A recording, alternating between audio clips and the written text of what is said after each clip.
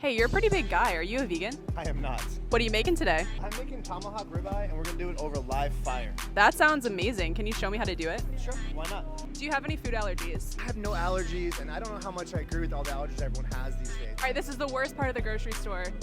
It's freezing, let's run! Welcome to Katie in the Kitchen, a series where I interview people and cook with them, with the hopes to re-inspire people to connect with their food.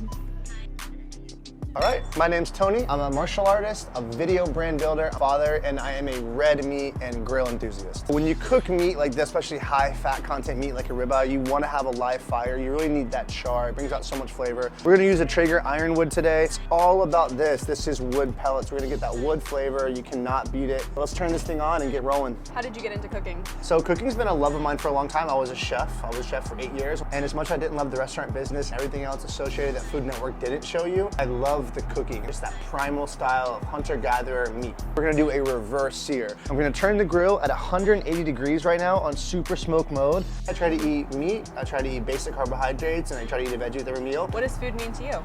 Food is life. And if you don't have good food and good experiences in your life's not gonna have that much pleasure. What do you think is the key to having delicious tasting food? Having a live fire changes the game. You can make almost anything taste better with that char flavor. Knowing how to season your food. I see people cook and they just try to take a million Mrs. Dashes containers and throw it on the food, and they over-season, over-mix flavors, and it tastes like nothing. The #1 ingredient when cooking steak is gonna be coarse salt. Do not use fine salt, do not use pink salt. Coarse salt and pepper. I ordered this online. This is called The Best Rub. Could not say enough good things about it, but also a close second is gonna be Prime Steak Rub by Kinder's. Do you think that quality matters in the ingredients of the food you're eating? Yeah, it matters a lot for the health, but also for the flavor. Everything from the herbs to the produce, it does make a difference. The steak has smoked, we've taken it off, we've heated the grill up to max heat. Now we're gonna sear this beautiful tomahawk topside down. We're gonna get grill marks. Close the grill, let it ride. I believe that corn-fed beef tastes better than grass-fed beef.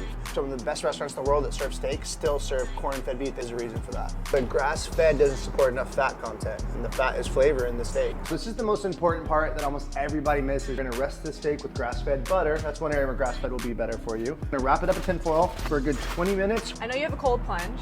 I know you're into health. What started your journey with biohacking? I've been in the martial arts world for most of my life, so as I started to damage my body and overtrain myself and put myself through hell, I needed things to help me recover and heal these injuries and this damage I caused my body. So I found the biohacking as a way to help me feel better from the training I was doing. Since you're coming over today, I figured to make a little extra special surprise with some Alaskan king crab as well. We're gonna have a feast. Nowadays, they're skipping the training, they're skipping all the things that it's for, and they're recovering from their day of recovering. I recovered really hard yesterday, so I'm sore today. It doesn't make any sense. There's things like icing and saunas. These are meant for people that wanted to add supplementary methods so they could feel better from their training. Tomahawk has rested. We're gonna start to cut the steak in thicker slices. Don't ever cut ribeye thin. So we're gonna slice the steak. I'm gonna follow that curve around here. I wanna feel physically in the perfect body. I want to have a good mental state, and I don't want to have body damage as I walk around. Just like my joints will click and my knee will swell up if I train really hard that night. So these things do help a lot with that. But I don't want to take it to the point where I become a hypochondriac. Do what you can, but don't make it a stress if you can. Why make your life harder than it needs to be? I think a lot of people hyper-focus on these biohacking equipment. They forget about the real importance of good quality sleep, eating real food, not processed food, getting sunlight, having good relationships, having a good relationship with yourself. What you believe becomes your reality. Thank you so much, Tony, for being on Katie in the Kitchen with me, having me in your home and showing me how to smoke some meat. It looks amazing. I can't wait to eat. Before we do, what's one message that you want to share with the world? Talking to my previous self, but a lot of you guys as well. I used to look at meals like this and the house that I'm in now and the grill I'm cooking on and want it so bad. And if there's one thing I'd go back and tell myself at 25, 21, any age is just to focus. Stop picking things up and putting them down after 2 weeks. Focus on one thing, get really good at it, and life will be so abundant after that. Abundance, baby. Let's feast. I can't wait. Cheers. It doesn't get any better than that.